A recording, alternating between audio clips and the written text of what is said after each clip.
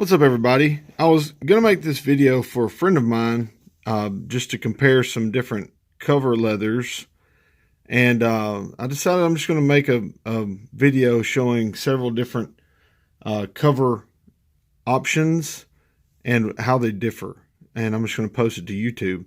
So I'm going to try to make this pretty quick just to give you some ideas of what to expect regarding the different leather types and textures that different binderies use. So, all right. So first, I want to show you some of my favorites. Now, this is probably the most popular.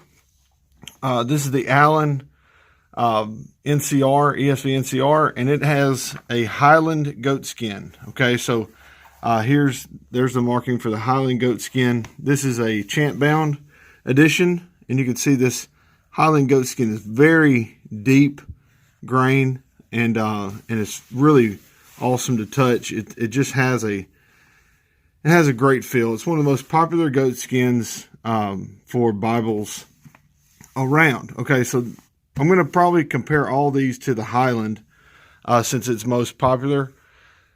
Now, here is one of the older Skylers. This was one that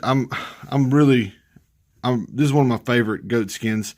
This is probably more grainy than even the Highland, and it's called a Cantara goat skin. And you can see it is berserk. It is awesome.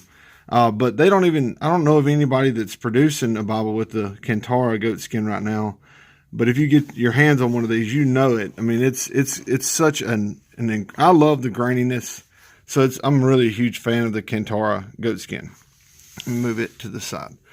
Now you have the Youngblood produced Bibles. Both of these, this is the Omega on bottom and the Heirloom Thin Line on top. Both of them have they call the natural grain goat skin. I'm not sure of where it's sourced. Like the Highland is a Nigerian goat skin. I believe the Cantara is an African goat skin as well. The natural grain, somebody could probably correct it in the comment section. I'm not exactly where it's from. I'm not sure. But that's the different areas where they're from is what changes the grain. The environment where the goat is raised determines the graininess. Like, just for instance, I work with my hands in a steel mill. So my hands are going to be rough and calloused. And that's just how it is. Because of my environment dictates how my hands are used.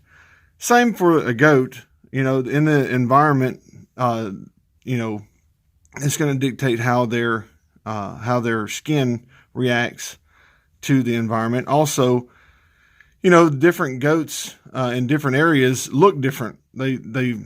They're different sizes, and so all that stuff affects the graininess. Okay, so this is a natural grain goat skin. What Youngblood uses, it's probably one of the most consistent, and I think that's why they use it. It's soft. It has a nice graininess to it, but it's not as deep as the Highland goat skin, and definitely not as deep as the Cantara goat skin. But that's what you would expect from a Youngblood printed and bound Bible, or definitely a Youngblood Bible. And you can see that some of them change depending on the source of leather at the time. Some of them will be more grainy than others. For instance, this is also this Skyler Credo is also a natural grain goat skin, and it's a little more grainy than like the Omega. But they're all a very consistent grain, as you can tell. And this is the type that Youngblood uses. Okay, but you can see it's very different than the Highland goat skin. Okay? And no, this is not for sale. I know that'll be asked. All right, here's two of the additions that I would say are more of an inferior goat skin. I know several people that actually prefer this type goat skin, so don't let me offend you. It's just my opinion. This is a New Zealand goat skin, and this is printed and bound by, this is bound by Ludlow this is bound by Ludlow. This is the NIV one. So the ESV one would have the same goat skin, and it has more of a plush grain. Okay, so it's hard to describe the difference, but it is more of a it's not as hard of a grain, not as deep of a grain than any of these. It's more of the texture is softer, way softer. That's, I'm trying to think of the best word to use. It's just different. It has a different feel. Some folks that have gotten this Bible are ESV1, NIV1, and they're used to a Highland goat skin or a natural grain goat skin from Youngblood. They'll get this in their hand, and the first thing they go is, yuck, I don't like this goat skin. It's not my favorite. So, but this is the New Zealand goat skin that Ludlow uses. Still really nice, but it's just a different texture, and you can see the difference in texture from the camera angle. And but the feel of it is just really, really soft. So if you're wanting this tough graininess, you're not going to get it from a New Zealand goat skin. Now Ludlow has bound some of these ESV ones in a Highland goat skin, and I would recommend if you can get a Highland goat skin from Ludlow. That's because their bindings are incredible. The Ludlow's corner work and their printing, I mean their gilt lines, all that stuff are really, really great, almost on par with a Chant. They're probably one of the best Bible cover producers. I just am not a fan of the leather they use. All right, and then lastly, on the inferior end, this is a Chinese goat skin, and it feels more like a calf skin.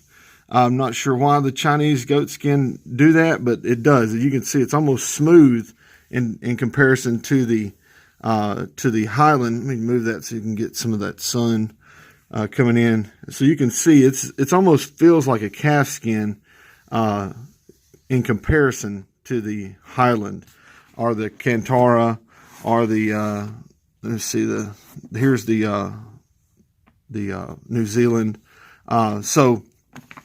These that are Chinese goat skins, you'll also see like Holman, some of like their new CSB in goat skin. They're printed and bound in China, so they're gonna have a Chinese goat skin, and they're typically going to be a little more affordable because you don't have the graininess, the expense of the higher grade goat skin. So there are also some rebind options. Sakota goat skin is similar to a Highland as far as its graininess. It's probably a little less grainy than the Highland.